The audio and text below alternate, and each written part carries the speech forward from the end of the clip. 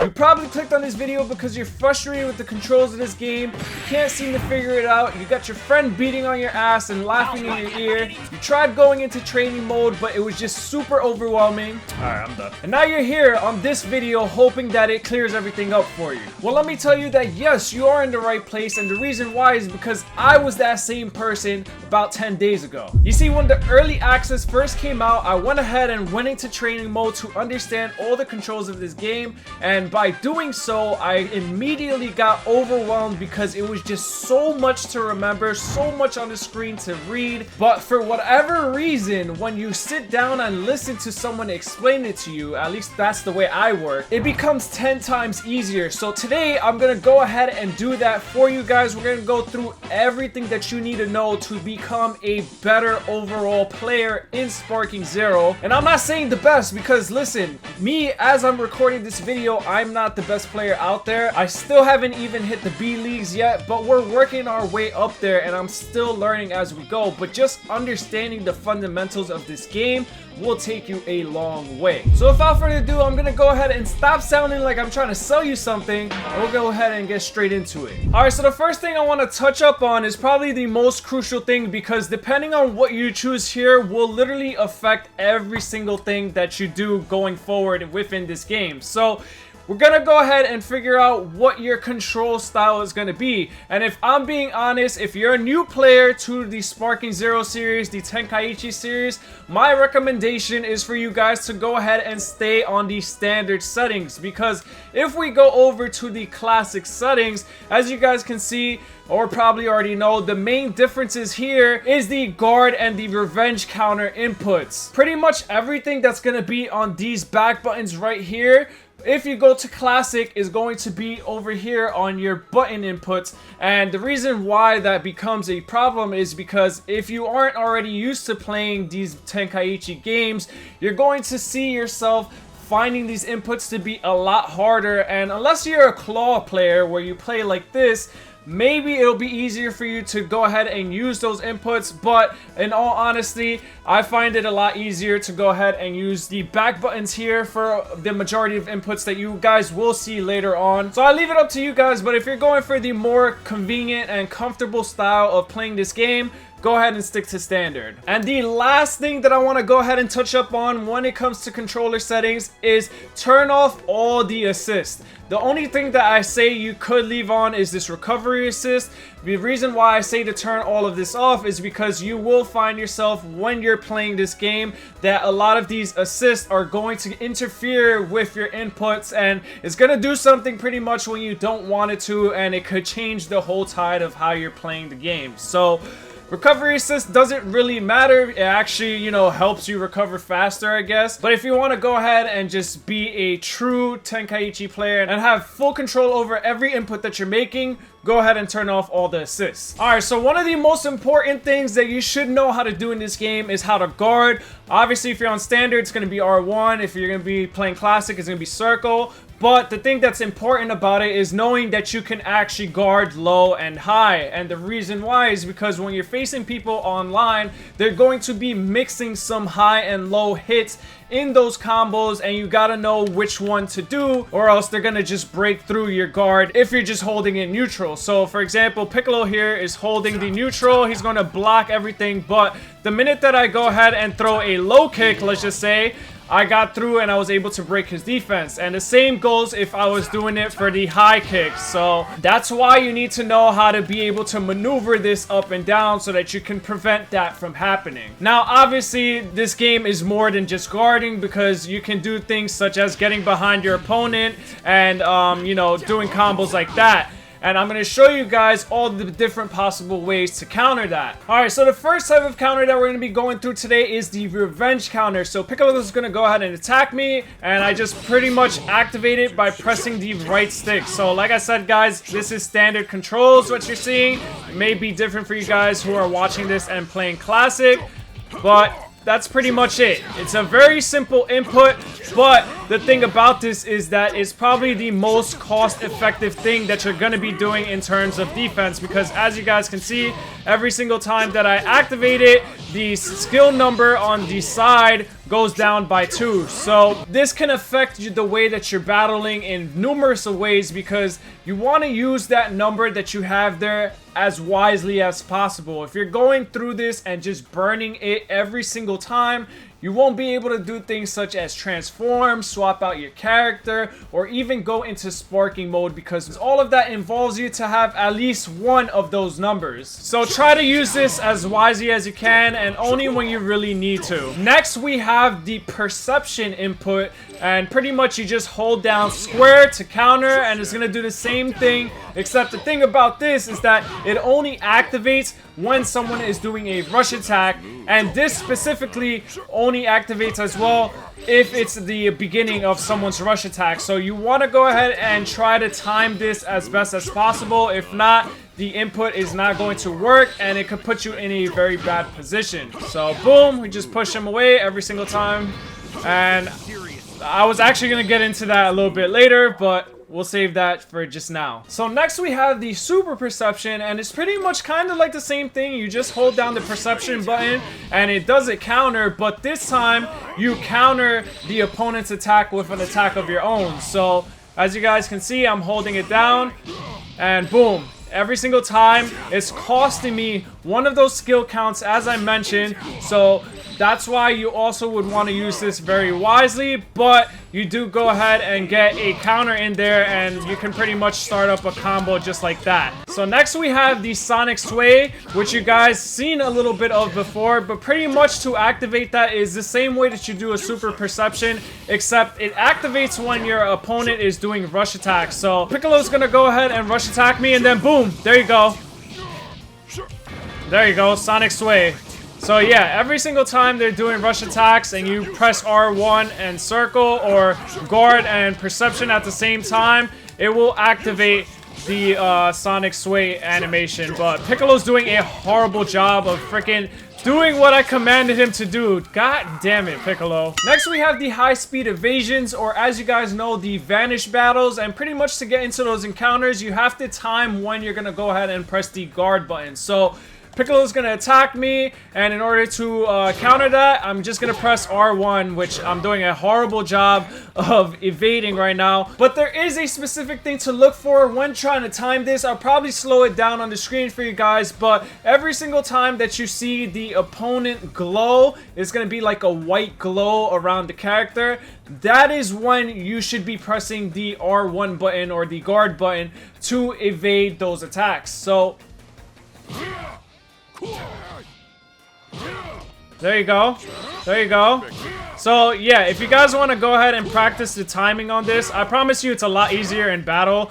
I don't know, for whatever reason in this specific training it feels a lot harder. Yeah, you can go ahead and practice that right here in the specific training mode, so that you can go ahead and get into those vanish battles for like 5 minutes and plus. And all of those vanish battles look cool. You know, you're pressing R1 until the first person to mess up loses, but while you're doing all of that, your ki is draining every single time that you use one of those. So you want to keep an eye on your ki gauge while you're doing that, so you don't end up with no ki. Now all of these counters are great, but if you guys didn't notice, from the beginning till now, they've been progressively getting harder and costing less. And for this last counter, it's called the super counter, and it doesn't cost any of your ki or any of your skill counters, but it is the hardest to time, and let me show you guys why. So in order to activate this, you have to press up and square, and as you guys can see, there is no glow helping you out for this one, and you have to try and time it literally right before the attack happens. So Piccolo is gonna go ahead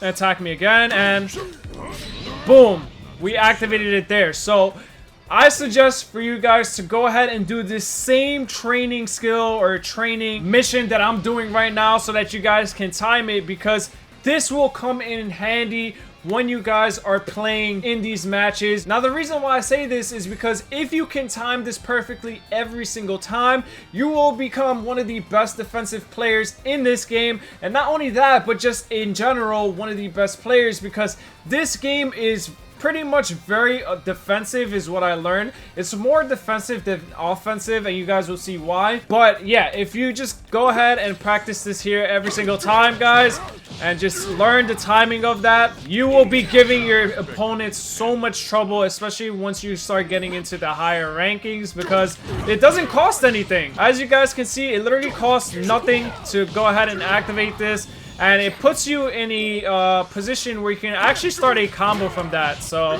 let me go ahead and try to do this. So boom, and then I could go ahead and follow him, and then, you know, start doing something from there. You know, I could smash him down, or I could just send a super attack if I wanted to. So yeah, there's many different ways of you being able to use this to your advantage and just put you in a better position in the match overall. So that's it for the defensive side of this game. You know, all those counters, I suggest you guys to go through all of it. Watch this video back as much times as you need, because if you truly understand the fundamentals of that, everything else after that will make it easier. And in order to take full advantage of what you learned defensively, you gotta learn the offensive side, so that when you're doing those counters, you can go ahead and deal as much damage as you can to your opponent and, you know, win the matches in general. So it's actually very simple to do these combos in the game. You can go over to where it says explanation of controls, and then go over to the tab that is called rush chain actions, and all of these inputs are what you're gonna want to remember, especially for the specific character that you guys are using mostly. So as you guys can see, rush chain 1 is square triangle, rush chain 2 is square square triangle, rush chain 3 is square square square triangle, and it keeps going up to 4. So pretty much the way that you guys can remember it is that whatever chain that you guys want to do, try to remember it by number, and that's going to be the number of squares you're going to be inputting for that specific chain, followed by a triangle. So yeah, a lot of tongue twister here, it feels for me. But there's also your triangle attacks, where you can go ahead and smash someone into the ground, or you can send them up in the air and then continue your combo like that. So let me just show you guys how that looks.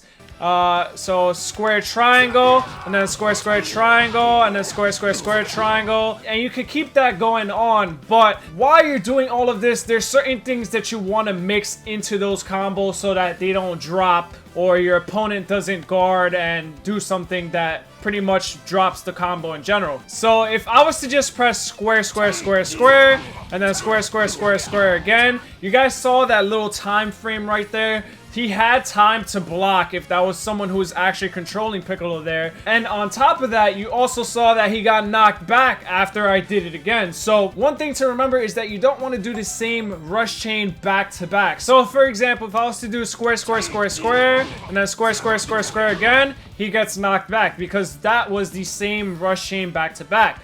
But if I was to go ahead and do square triangle, square square square square, and then square square triangle, you see how the chain keeps going, and I could go ahead and keep doing the combos. But you guys see the little gap. I forgot to throw in the dash there. You guys see how he gets separated. So you want to follow up by pressing your dashes while you're doing those combos. So square triangle, and then square square triangle, and then square square square square, and then keep it going. You know, obviously it's easier said than done, but if you guys go ahead and go into the training mode and just practice those combos, they will come in clutch and you'll be able to do a lot of damage.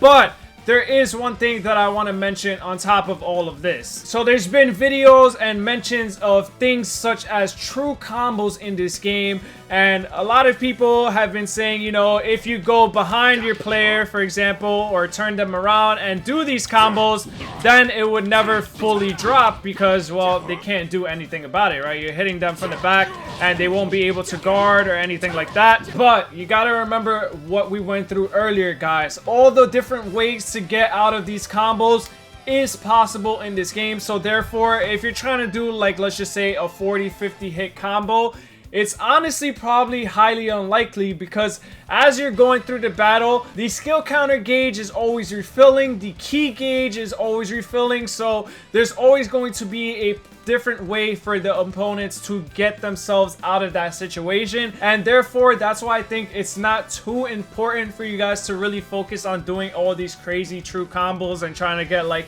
50 plus hits off just one combo chain in general. I mean, that's what these super attacks are for, so therefore that's why it's best for you guys to just focus on the most damaging and short chain combos to deal to your opponents. The last thing I really did want to go through is just knowing how to move around. You know, these short dashes, these side dashes really do come in clutch, and these evasive vanishes where you end up behind your opponent while you're doing those combos.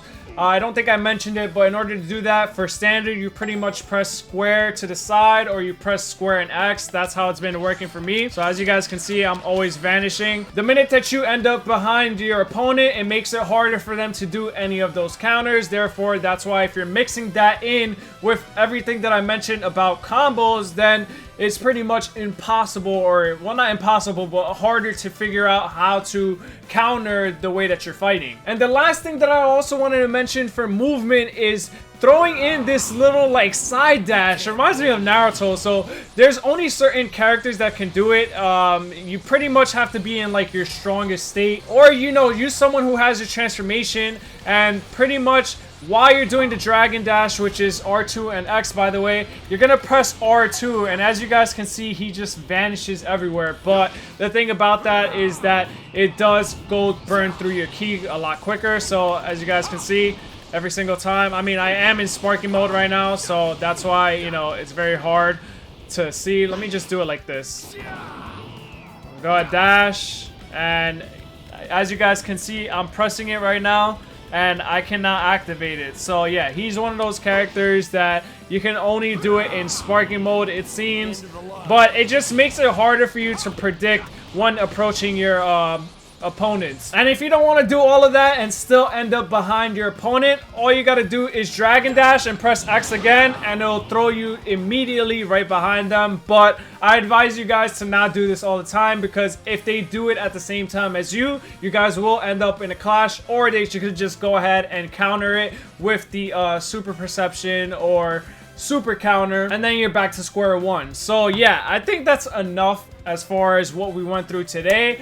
But the overall key takeaway of this video is that, one, you guys want to learn every single counter that there is in the game that's possible. I went through all of them. All of those are the ones that you guys should know. Knowing when to use them, how to use them, will take you a long way in this game, because as I mentioned earlier, I feel like Sparking Zero is definitely more of a defensive game than a offensive game. You know, it's like playing chess. You're trying to figure out what your opponent's next move is. You want to be at least 5 moves ahead of them in order to change the tides of the battle in your favor. And once you're able to do that defensively, then you can go ahead and start focusing on all the combos that we went through, and knowing how to pretty much deal as much damage output as you can to your opponents. Every single character obviously is different, but overall most of those rush chains are the same. You know, the square, square, triangle, square, triangle. So knowing which chain you want to do and remembering what number it is on that list will help you remind how much squares you have to input before you put the triangle in order to activate that. And yeah, true combos, guys, like I said, I feel like it's not a thing because there's just so much different ways to counter in this game. It's just very impossible, or I don't want to say impossible, but it's highly unlikely for you guys to end up in a situation where you can actually get a true 50 hit combo just straight from combat. You know, mix your super attacks in there at the end of those combos. That's what they're in the game for.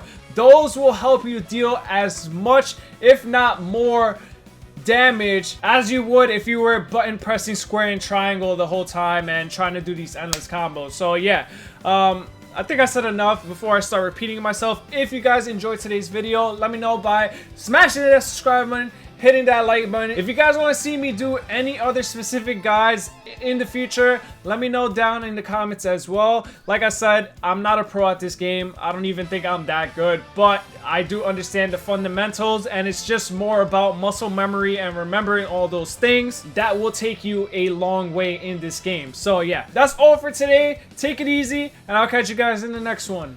Peace.